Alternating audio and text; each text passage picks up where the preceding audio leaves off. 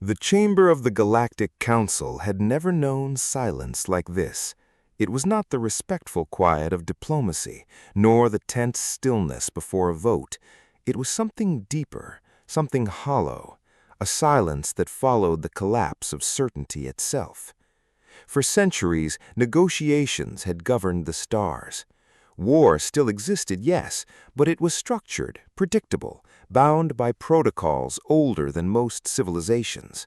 Even the most aggressive species understood that the Council was the axis around which stability turned.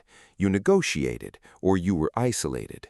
You compromised, or you were erased, slowly, bureaucratically, inevitably. And then there were the humans. They had entered the Council only 43 standard cycles ago, new, fragile, reckless, some had said. Their biology alone was considered unstable, high emotion, unpredictable aggression, irrational loyalty patterns. Their history, when translated, was dismissed as exaggerated mythology. They fought wars over ideology, over resources, over things as abstract as freedom.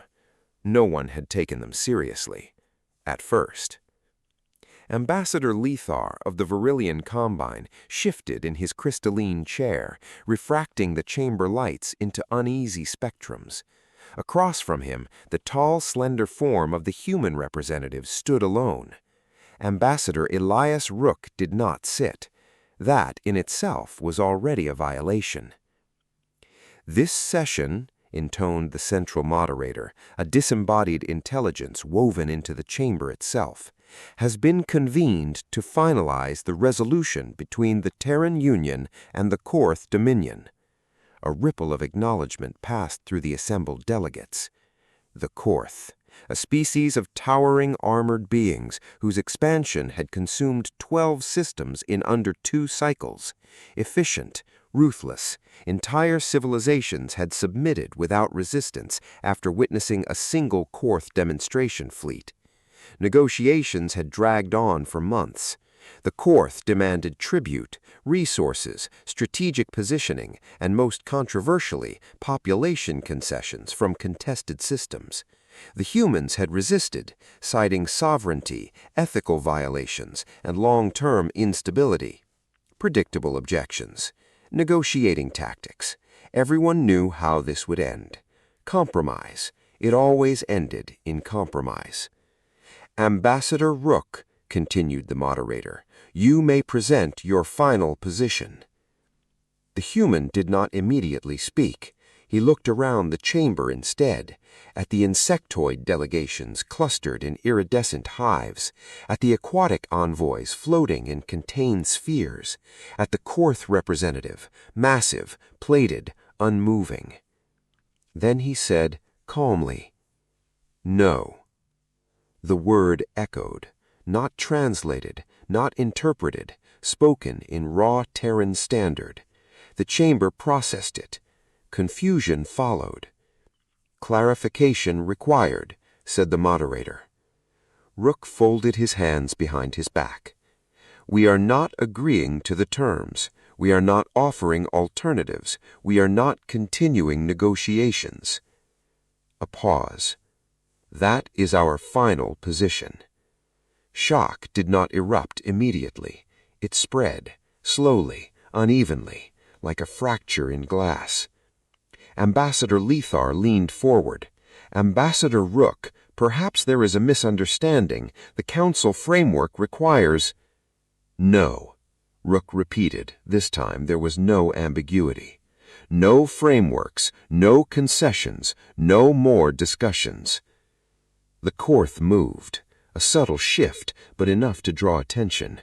Their kind rarely displayed motion without purpose. "You refuse?" the Korth envoy said, its voice a low, grinding resonance, "to negotiate your continued existence?" Rook turned his head slightly.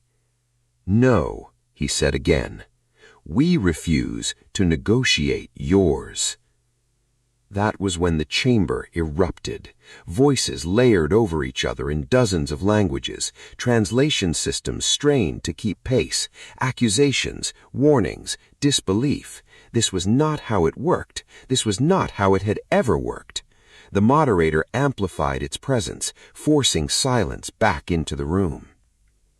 "Ambassador Rook," it said, "your statement implies a declaration of hostile intent.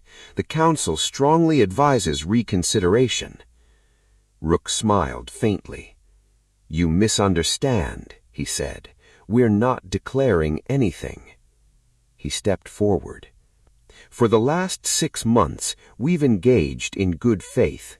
We've listened to demands that include the displacement of billions, the dismantling of sovereign systems, and the institutionalization of species-level subjugation." He paused. "And every time we were told this is how the galaxy works." His gaze swept the chamber again. "That power defines right, that survival justifies anything, that compromise is the only path forward." Silence. Rook's voice hardened. "We disagree." The Korth emitted a low vibration. "Disagreement does not alter outcome." Rook nodded. "You're right," he said. It doesn't. He reached into his uniform. Security systems flared instantly, multiple defensive fields activating in response. Several delegates recoiled. But Rook moved slowly, deliberately. He withdrew a small device, plain, metallic, unremarkable. He placed it on the central platform. "What is that?" demanded one of the council members. Rook stepped back. "That," he said, "is the end of negotiations." The chamber's sensors immediately engaged, scanning the object. Data streamed through the moderator's systems. And then, a pause. A glitch. For the first time in recorded history, the Council's central intelligence hesitated. "Analysis incomplete," it said. The Korth envoy stepped forward. "You bring a weapon into this chamber?" it said. Rook shook his head. "No," he replied. "I brought a message." He gestured toward the device. "Go ahead, interface with it." No one moved. Even the most advanced species in the chamber felt it. Something wrong, something beyond standard threat parameters. Finally, the moderator initiated a remote link. The device activated. A holographic projection filled the center of the chamber. Stars, hundreds of them, then thousands. A map, not unusual, but the markers were human. Colonies, fleets, installations, far more than the Council had on record. Murmurs rippled through the chamber. "This is inaccurate," one delegate said. "This exceeds known Terran capacity." Rook remained silent. The map shifted, zooming outward, expanding. More markers appeared. Hidden networks, deep space shipyards, unregistered systems. The scale became impossible to ignore. "This cannot be correct," Ambassador Lethar whispered. The moderator spoke again. Its tone altered. "Data verification confirms authenticity." Silence returned. Heavy. Crushing. Rook finally spoke. "You've been negotiating with the version of us we allowed you to see," he said. A new layer appeared on the map. Military assets. The chamber dimmed slightly as the projection intensified. Ships. Thousands of them. Not the modest fleets the Council had catalogued, but massive constructs, dwarfing standard vessels.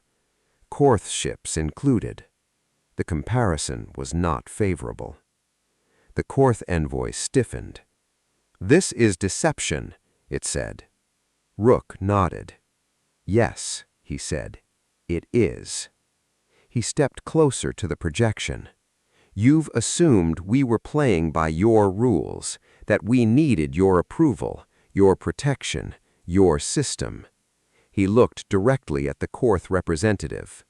We don't. Another shift in the hologram. Simulations, engagement scenarios. Korth fleets outmaneuvered, outgunned, erased. System by system. Clean. Efficient. Final. This is projection, the Korth envoy insisted. Rook shook his head. No, he said. It's rehearsal.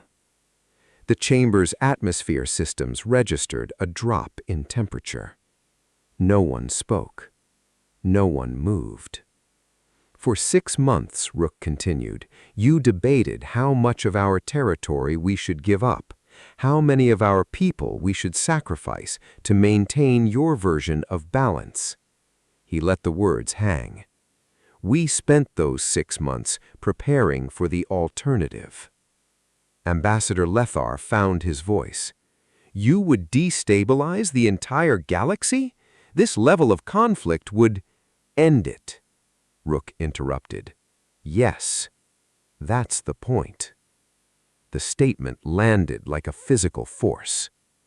You built a system where cruelty is negotiable, where extinction is a bargaining chip, where strength excuses everything. He gestured to the projection. We're not interested in fixing that system. He paused. We're ending it. The moderator's voice cut in. Ambassador Rook, the Council cannot permit. You can't stop us. Not loudly, not angrily, just factually. Another silence. Deeper this time. Because everyone in the chamber understood something fundamental. He wasn't bluffing. The Korth envoy took a step forward, its massive form casting a shadow over the platform. If you initiate this course, you guarantee mutual destruction. Rook met its gaze. No, he said, we don't. He glanced at the map. You do. The projection shifted one final time. A countdown appeared. Not long, not dramatic, just precise.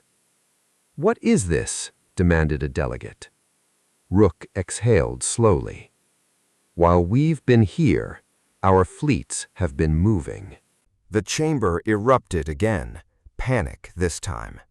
You brought war into this chamber, someone shouted. No, Rook replied. You brought it to our doorstep. He looked at the countdown. We just decided not to wait for permission to respond. The moderator's system surged, attempting to access external networks. Communication channels disrupted, it reported. External relays offline. Rook nodded. Yeah, he said. We thought you might try that. Ambassador Lethar stared at him. This is madness, he said. Rook tilted his head. Maybe, he admitted, but it's effective. The countdown ticked lower. The Korth envoy moved again, faster this time. You will deactivate this, it demanded. Rook didn't move. No, he said. You will be destroyed, the Korth warned. Rook's expression didn't change. Probably, he said, but not before you are. The simplicity of it was what broke them. Not rage, not hatred, certainty. Cold, absolute certainty. The countdown reached 0. Nothing happened. For a moment. Then the hologram shifted again. Real-time data, signals, reports, Korth border systems gone. Not damaged, gone, erased with surgical precision. The chamber filled with overlapping alerts as external feeds, fragmented, delayed, began to force their way through. Fleet signatures collapsing, no response from command nodes, unknown human vessels. The Korth envoy froze, truly froze. For the first time since its species had joined the Council, it did not move. Rook watched the data stream. "This is Phase 1, he said quietly. He looked up. "By the time you decide how to respond." He let the sentence trail off. He didn't need to finish it. Everyone understood. Negotiations were over. Not paused, not suspended, ended forever. The Galactic Council had always believed it was the center of power, the place where wars were prevented, where outcomes were shaped, where civilizations bent but did not break. They had been wrong. They had mistaken control for authority, process for power, and now, as system after system fell in perfect, unstoppable sequence, a single truth settled over the chamber like a final verdict. Humanity had never been part of their system. They had been studying it, waiting, and when the moment came, they didn't argue, they didn't compromise, they didn't ask, they acted, and the galaxy would never be the same again.